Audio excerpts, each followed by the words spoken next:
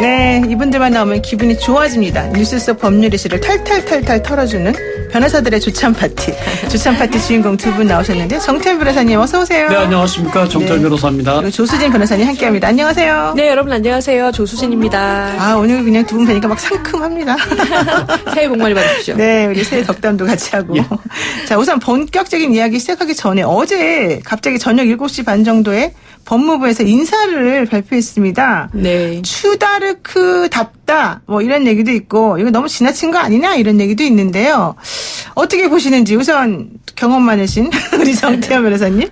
뭐 사실 이 조국 전 장관 사태를 둘러싸고 국민들이 양쪽으로 갈라졌던 건 틀림없죠. 그래서 네. 그거하고 관련해서 이번에 이제 그 검찰 인사에 대해서도 각자 입장에서 다른 평가들이 나오는데 아마도 이제 윤석열 총장을 계속 지지했던 양반들은 이게 수사 지휘를 해체를 하고 좌천시키니까 수사를 방해하는 것이 아니야 뭐 이렇게 볼 수도 있고 네네. 또 한편 조국 전 장관을 지지했던 분들은 지나친 검찰권 행사를 막는 거니까 정당하다 이렇게 볼 수도 있는데 어찌됐든지 간에 하여튼 이 인사 과정에서 총장의 의견을 듣는 절차는 하여튼 생략이 됐던 것 같고요. 네.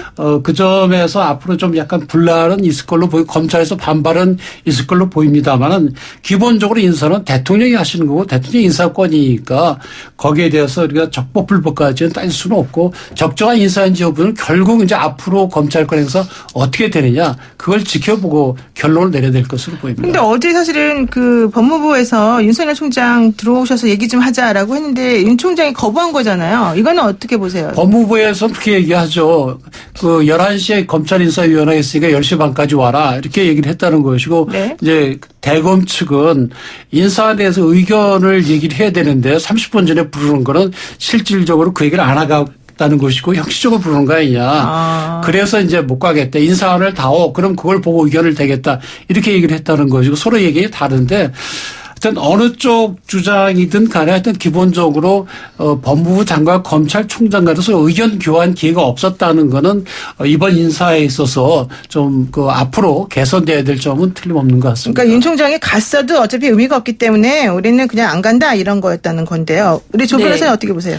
일단 이제 평가를 한번 해보자면 공무원이라는 것은 공무원의 직무 능력이나 뭐 결과에 대한 평가는 인사입니다. 인사로 나오는 것이고 그래서 검찰에서 반년 동안 나라를 떠들썩하게 하면서 조국 일가를 수사하지 않았습니까? 네. 그 분들에 대한 인사 평가를 통해서 그 직무를 평가했다라고 볼 수 있겠고요. 그러니까 거기에 대해서 한마디로 나쁜 점수를 준 거죠. 그런데 이제 법적으로 윤석열 총장에 대해서 인사안을 이제 보여주지 않았다라는 부분이 문제가 없는가가 좀 쟁점이 되기에 제가 검찰청법을 찾아봤는데요. 네. 검찰청법에 보면 인사 조치를 하기 전에 검찰총장의 의견을 들어라 이렇게 돼 있어요. 네. 근데 의견을 들어라는 게 보통 법적으로 어떻게 쓰이냐면 수직적인 기관에서 하부 기관에 어떠한 뭐 의견 같은 걸 들을 때 쓰입니다. 그러니까 그건 사실은 법적으로 뭐 법정된 절차가 있거나 뭐 반드시 해야 된다 이런 것보다 의견 진술 기회를 줄 때 보통 쓰이는 단어거든요. 네. 만약에 반드시 해야 되는 거면 협의하여라고 표현을 해요. 네. 그렇기 때문에 법적으로는 문제는 없는 것 같고요.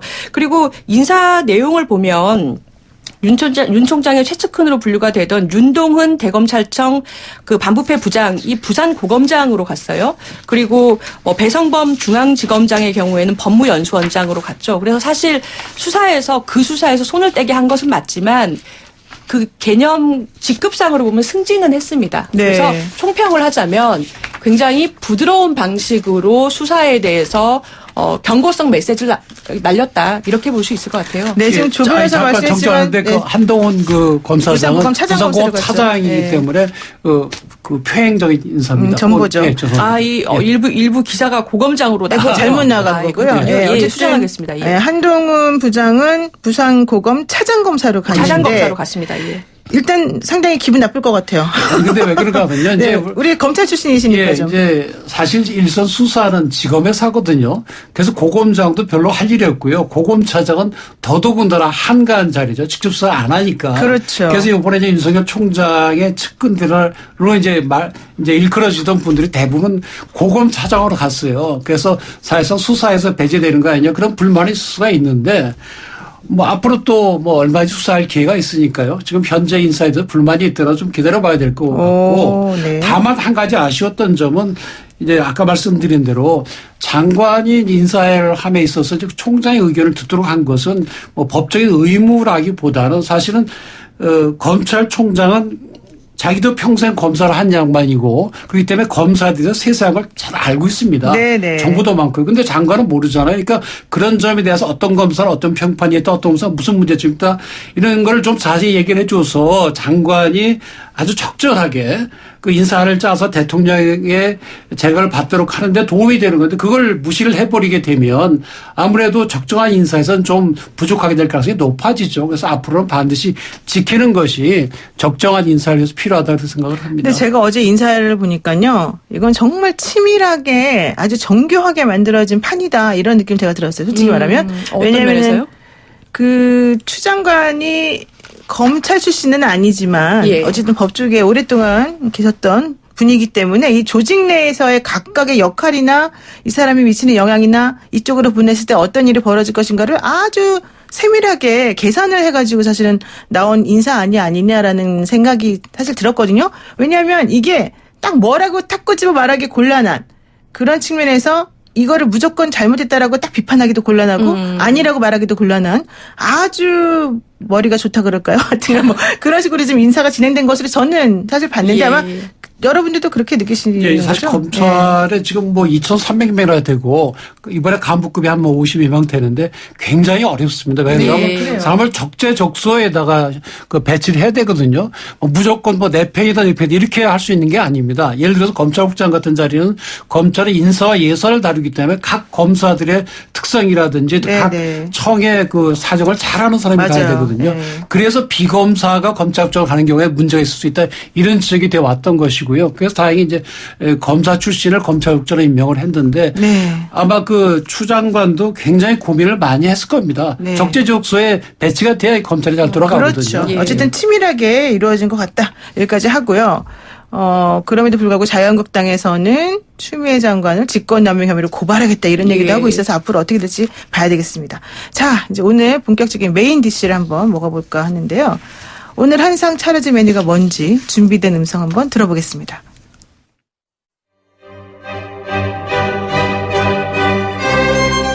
집권 여당이 행정부에 대한 견제 기능을 포기한 거나 다름이 없다고 생각합니다. 삼권 분리에 위배된다 그러면 판사 출신은 국회의원 하면 안 되는 겁니다. 한 번 의장이면 영원한 의장이다. 그런 생각을 하시는 것 같은데요. 그 직책을 맡고 있을 때의 의장인 저는 현직 의장이 아닙니다. 현직 의장이 만약에 총리로 간다 그러면 절대 있을 수 없는 일이죠. 그리고 그건 삼권 분립을 파괴하는 것입니다. 그렇지만 저는 현재 의원의 신분입니다.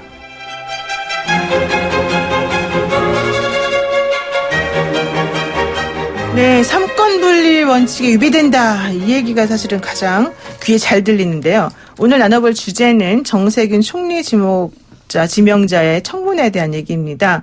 오늘 두 분 솔직 담백하게 정확하게 얘기해 주시면 좋겠는데 일단 먼저 이것부터 여쭤볼게요. 정세균 후보자가 한 번 의장이면 영원한 의장이냐? 난 지금은 의원이다. 삼권분리 원칙이 위배되는 거 아니다 이렇게 얘기했거든요. 헌법상 삼권분리 원칙이 위배된다고 얘기하기는 어렵습니다. 그렇죠. 왜냐하면 우리 헌법과 네. 국회법은 국회의원이 국무총리나 국무위원을 겸할 수 있도록 되어 있거든요. 근데 이분은 이제 겸직도 아니고 지금 국회의원 그만두고 이제 저쪽으로 가시려는 거 아닙니까? 그렇죠. 네. 바로 사표는 안 내시지만 그래서 이거는 그 무슨 삼권 분립 문제라기보다는 국회의장까지 지내신 분이 뭐 또 행정부의 수장 밑에 들어가는 그래서 말하자면 입법의 권위나 위상 이런 게 손상에 대해서 뭐 자존심에 상한다든지 뭐 그런 건 얘기될 수 있어도 예. 뭐 헌법이나 법률 위반까지 나가는 건 좀 지나친 걸로 보입니다. 예, 삼권분리 맞습니다. 위배는 아닌 것 같다. 법률상으로, 헌법상으로. 예. 예, 저도 그렇게 생각하는데요. 그러니까 아무래도 이제 격을 봤을 때 국회의장이 더 급이 높기 때문에 그런 말들이 나오는 것 같습니다. 그렇지만 국회의원 하시던 분들도 사실은 장관으로 많이 가시고 입법부하고 그런 행정부 간의 교류는 계속 이런 교체는 계속 있어 왔고요. 특히나 그 자유한국당에서 그런 말씀하시는 게 저는 조금 이해가 안 가던 게 황교안 지금 자유한국당 대표 같은 경우에도 국무총리 하셨지 않습니까? 네. 그리고 심지어는 대통령 권한대행까지 하셨어요. 그래서 그런 걸 보면은 일을 누가 잘할 것이냐를 기준으로 판단하는 게 더 국민의 뜻에 맞지 않는가 싶습니다. 네. 우리 헌법이 그리고 또 대통령제만 하고 있는 게 내각제적인 요소를 가지고 있거든요. 그렇죠. 아까 말씀드린 대로 겸직한다든지 그리고 이제 대통령제의 전형으로 얘기하면 미국 같은 경우에도 뭐 전직 대통령이 대법관으로 되는 거에 대해서도 그걸 받아들이는 그런 거거든요. 그래서 그런 점을 볼 때 상권분리 원칙과 관계되는 건 아니고 다만 아까 말씀드린 대로 입법부의 권위가 손상되는 거 아니냐. 뭐 그 정도는 지적이 될 수 있고 또 네. 정 후보님께서도 그 점은 뭐 죄송하다는 그 말씀을 그렇죠. 하신 바가 있습니다. 네. 예. 그런데 이제 국무총리라고 하는 것은 일반 장관하고 달라서 제적 국회의원 과반수 출석 국회의원 과반수 찬성으로 사실 이제 임명이 되는 건데요. 그렇게 되면은 이 당적을 어떻게 해야 되는 거예요? 탈당해야 되는 거예요? 당적을 탈당할 필요까지는 없죠. 왜그런가 하면 우리 정무직 공무원, 그러니까 뭐 장관의 경우라든지 그런 경우는 당적을 계속 유지할 수 있거든요. 그래서 국무총리 되신다고 당적을 다실 필요는 없고. 그건 상관없는 거다. 다만 이번에 이제 4.15 총선이 있으니까 네네. 아무리 정치인이라 하더라도 정치 출신이라 하더라도 공무원으로서 공정한 선거를 치를 수 있도록 해야 되는 그런 의무이 있죠. 그렇군요. 그래서 정치적 중립성은 반드시 지켜야 되는 거죠. 네, 정치적 중립성은 지켜야 된다. 예. 뭐 탈당까지 할 필요는 없다. 이런 예, 얘기시네요. 조 변호사님도 마찬가지 생각이세요? 예, 저도 같은 오랜만에 굉장히 의견이 딱딱 들여맞네요. 역시 네. 새해에 네. 잘 될 것 같습니다. 앞으로 근데 좋은 일이 많을 것 같아요. 저는 오히려 이 안에 그 총리를 이렇게 그 의장 출신으로 세운 대통령의 좀 내심을 더 보는 게 오히려 더 실익이 있지 않겠나 싶은데요. 네. 국회하고의 관계를 앞으로 좀 잘 풀겠다. 그런 인물로 본 것 같아요. 그러니까 이번에 그 신년 담화문을 봐도 대통령의 담화문을 봐도 민생 관련해서 추진하겠다라는 거를 처음으로 얘기를 많이 내세워서 많이 하셨거든요. 그래서 네. 민생 관련 법안들을 국회에서 좀 원활하게 처리해 줬으면 하는 그런 아마 메신저 역할 같은 걸 많이 하실 것 같습니다. 네, 좋습니다. 자, 이제 그리고 정세균 후보자는 사실은 미스터 스마일이라고 불릴 정도로 항상 이렇게 온화하게 미소를 지으면서 일을 조금 스무스하게 잘 처리해 나간다 이런 얘기를 들은 분인데 어제 그 화성 동탄 어제랑 그제 화성 동탄 택지 개발 사업에 개입했다 이런 의혹이 나오니까 막 발끈하시는 부분이 좀 있었어요. 그러니까 상당히 화를 내시고 그런데 네, 저는 오히려 모욕적이다 그게 뭐 이런 더 얘기하셨어요? 순수해 보이는 것 같은데 순수해 보여요. 어떤 예. 분은 뻔뻔스럽게 거짓말하면서도 인사자로 그러냐 뭐 어디 있지 않습니까? 나중에 거짓말에다 타도하는데 근데 오히려 이분이 화를 내시고 하는 건 이분이 뭐 거만하거나 그런 싸우려는 것이 아니라 너무 본인이 생각하기에 억울하다 생각하니까 이제 그렇게 강하게 이제 그 화를 어필을 내신 걸로 하시는? 보이는데 오히려 인간적이고 보는 사람 입장에 따라서 아 정말 저거는 그냥 의혹에 불과하구나 뭐 이렇게 해석될 수 있는 게 싶습니다. 예를 들어 우리 수사할 때도 네네. 정말 억울하면 막 화내고 그런 경우도 있거든요. 그렇죠. 물론 거짓말도 있지만 근데 그 지금까지 봐온 인사청문 대상자들 보면 뻔뻔스럽게 공손하게 거짓말을 해왔거든요. 공손하게. 그렇습니다. 아니 근데 잠깐만 혹시 정 변호사님은 뭐 정세균 총리 후보자하고 같은 정 씨라고 편들어주는 건 아니죠? 그건 아니고 종로 구민입니다. 그러시군요. 구민으로서 또 되게 만족스러운 의정활동 하셨다 이런 얘기 같은데 조 변호사님 예. 어떻게 보세요? 이게 지금 그 자유한국당 김상훈 의원이 제기했던 거죠. 화성도시공사가 뭐 택지 공급 특혜를 줬다는 감사원 보고서가 더불어민주당의 신장용 의원에게 줬다라는 그런 감사원 보고서가 있는데 뭐 우리 정 후보자가 관련이 있는 게 아니냐라는 식으로 의혹 제기를 하셨어요. 그렇죠. 구체적인 무슨 근거가 없이 그러다 보니까 정세균 후보자가 사실 또 굉장히 그 정치 활동 오래 하신 분 아닙니까? 그러니까 바로 세게 메시지를 던진 거죠. 기가 막힌 일이다. 귀한 시간 이렇게 소비해야 하느냐라고 해서 싹을 아예 잘라버린 거죠. 근데 이낙연 총리도 그렇고 정 총리 후보자도 그렇고 말씀들을 참 잘하시는 것 같아요. 네, 정총리 참 앞날이 힘듭니다. 왜냐하면 지금 문재인 대통령이 후반기잖아요. 후반기 때는 아무래도 정권 동력도 떨어지게 되고 또 차기 대선에 나선 사람들이 있고 해가지고 쉽지가 않거든요. 그래서 네. 이제 총리가 되시면 그야말로 의전 총리, 대독 총리 이런 거 마시고 정말 제대로 대통령도 직언을 하고 정말 국가를 위해서 희생할 수 있는 그런 각오를 단단히 하셔서 임하셔야 될 걸로 보입니다. 네, 그리고 또 이것도 있었어요. 그 정세균 총리 후보자가 어제 부자들은 다 그런 모양이죠. 이런 발언을 한 게 있더라고요. 이게 무슨 말이에요? 그거 혹시 아세요? 이분이 왜 이렇게 개인과 사채가 이렇게 많으냐. 채무가 많다는 것 때문에. 나경원 이제 의원이 질문하니까 부자들은 다 그런가 보겠는데 사실 이분 재산 그 공개한 걸 보면은 51억이라서 되게 많아 보이는데. 예. 많은 거 아닙니까, 솔직히? 아니, 실제로 많은데 네. 그 구성을 보면 32억이 그 부인의 땅이에요. 포항에 있는 땅이에요. 아마 그 상속받은 걸로 보이는데 그거 빼고 나면 집 두 채밖에 없거든요. 집 두 채 밖에라니요. 아니, 집 두 채가 아니라 참 집 한 채에다 전세 살고 있는 집밖에 없거든요. 그러다 보니까 항상 현금은 쪼들 수밖에 없고 그러다 보니까 주위 사람들한테 개인적으로 빚을 많이 얻었다 이런 얘기인데 그거 발견을 하니까 나 현금도 없는데 그게 뭐 흉이냐 아마 그렇군요. 그런 생각인 것 같아요. 그 뒤에 또 죄송하다고 사과를 하셨습니다.